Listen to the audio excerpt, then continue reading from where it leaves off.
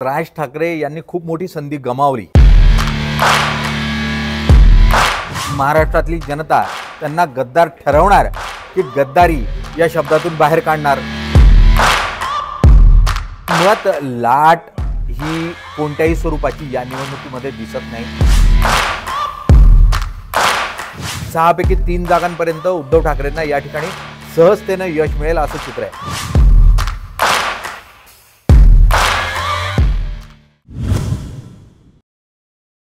मुख्यतः आजचं मतदान म्हणजे अनेक मोठ्या राजकीय दिग्गज अशा राजकारण्यांचं भवितव्य, राजकीय भवितव्य हे आज मतदान पेटीमध्ये बंदिस्त होणार आहे।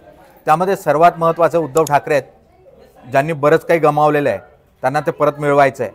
दुसरीकडे अजित पवार, ज्यांनी जे काही स्वतःजवळचं होतं ते सर्वचं सर्व या निवडणुकीत लावून टाकलेलं आहे। त्यामुळे या खेळात ते जिंकणार की नाही त्यावर त्यांचं राजकीय भवितव्य निश्चित होणार आहे। तिसरे ते म्हणजे एकनाथ शिंदे, ज्यांच्यावर गद्दारीचा ठप्पा पडला आहे।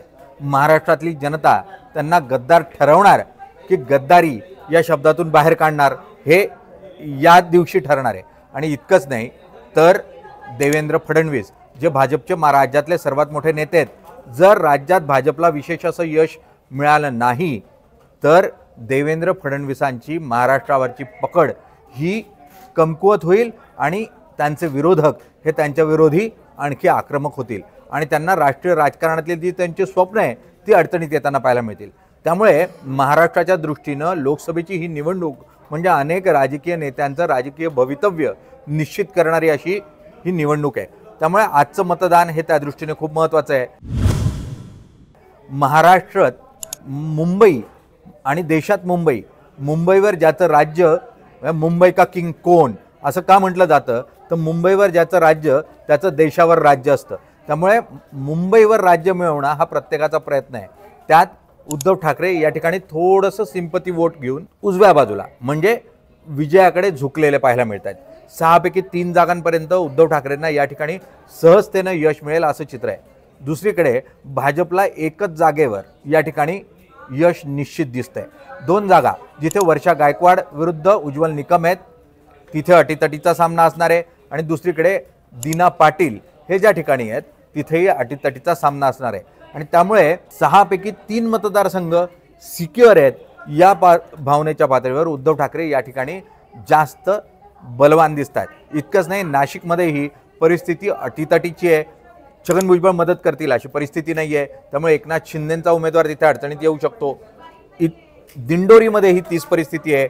दिंडोरीमध्ये शिवसेनेचा, उद्धव ठाकरेंच्या शिवसेनेचा एक वरचष्मा जो आहे तो पाहायला मिळतोय। कांदा प्रश्न तिथे आवासून उभा आहे आणि त्यामुळे शेतकऱ्यांकडे तुम्हाला दुर्लक्ष करून चालणार नाही हे सांगणारी ही निवडणूक आहे। आणि इतकंच नाही तर राजकारणामध्ये तुम्हाला नैतिकता सोडून चालणार नाही हेही सांगणारी ही निवडणूक आहे। आणि त्यामुळे ही निवडणूक महाराष्ट्राच्या आणि महाराष्ट्रातल्या नेत्यांच्या दोघांच्याही भवितव्याला निश्चित करणारी अशी आहे। मुळात लाट ही कोणत्याही स्वरूपाची या निवडणुकीमध्ये दिसत नाही, ना मोदींची दिसते ना एका कोणत्याही विशिष्ट घटक पक्षाची किंवा एखाद्या नेत्याची दिसते। यावेळेला लाट ही सुप्त असेल। लोकांच्या मनात काय आहे हे लोकच ठरवणार आहेत। यावेळेला नेता सांगतो म्हणून आम्ही मतदान करतो अशी परिस्थिती नाही। जनमानसाला, सर्वसामान्य मतदाराला काय वाटतं त्याने हातात मतदान घेतलेलं आहे। ही निवडणूक सर्वसामान्यांनी हातात घेतलेली आहे आणि तेच निश्चित करणार आहे की यावेळेला खरोखर लाट होती की नव्हती, ती लाट बाजूने होती की विरोधात होती, आणि त्याचं उत्तर आपल्याला 4 जूनला बघताना पाहायला मिळेल। भ्रष्टाचार हा आता सर्वसामान्य जनतेनं स्वीकारलेला विषय आहे। त्यामुळे भ्रष्टाचार हा आता वादाचा विषय उरलेला नाही किंवा नैतिकतेच्या पातळीवर भ्रष्टाचार हा आता तसा खूप धुसर झालेला आहे।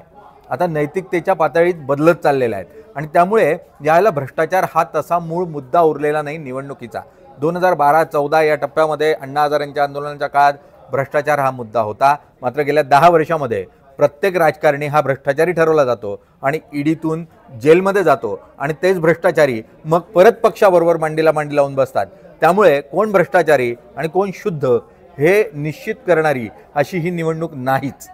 ही निवडणूक ही नैतिकतेच्या पातळीवर, वैचारिक आणि तत्वांच्या आधारावर मुळात सर्वसामान्य जनता व्यक्तींना निवडते का हे ठरवणारी आहे। मुळात शिंदे आपला बालेकिल्ला कल्याण डोंबिवलीच्या माध्यमातून निश्चित सुरक्षित करतील। श्रीकांत शिंदे तिथे निवडून येऊ शकतात। मात्र ठाण्यामध्ये अतिटतीचा सामना आहे, नाईकांचा वरचष्मा आहे। नाईक या ठिकाणी सहजतेनं शिंदेंच्या उमेदवाराला मदत करतील अशी परिस्थिती नाही। त्यामुळे भाजप उघडपणे ठाण्यात मदत करेल अशी परिस्थिती नाही। या ठिकाणी उद्धव ठाकरेंचा उमेदवार जो माजी खासदारी आहे राजन विचारे यांना या ठिकाणी ॲडव्हान्टेज दिसतोय। निश्चितपणे या ठिकाणी राजन विचारेंना लॉटरी लागू शकते। मुळात वंचित आणि MIM हे दोघेही फॅक्टर यावेळेला नाच्या बरोबर आहेत महाराष्ट्रामध्ये। म्हणजे तो औरंगाबादमध्ये खूप इम्पॅक्ट दिसणार नाही, मुंबईमध्ये भेंडी बाजार किंवा भायखळा या भागामध्ये MIMचा इम्पॅक्ट होता तो या ठिकाणी दिसणार नाही।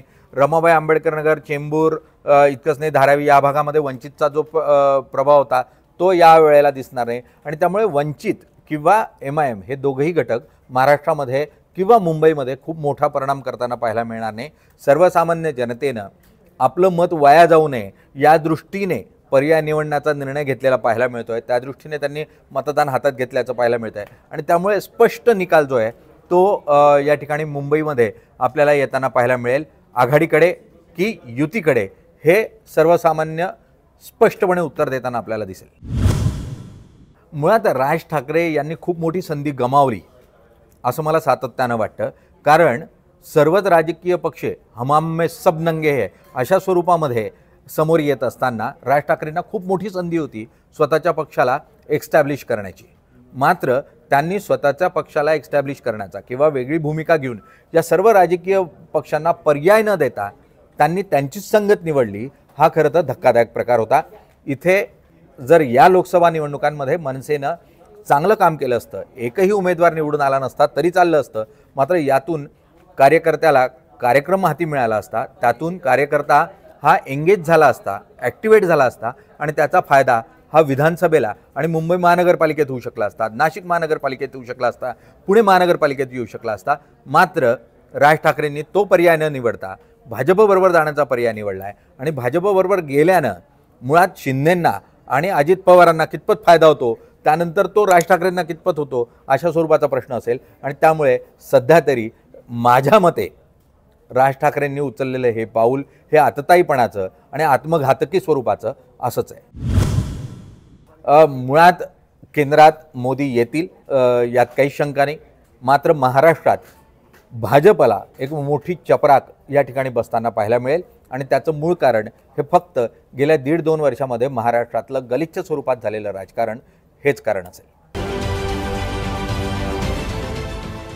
देश विदेशातील प्रत्येक घडामोडींचे लाईव्ह अपडेट मिळवण्यासाठी आता साम टीव्हीच्या सर्व सोशल मीडिया प्लॅटफॉर्मला लाईक, फॉलो आणि सबस्क्राईब करा।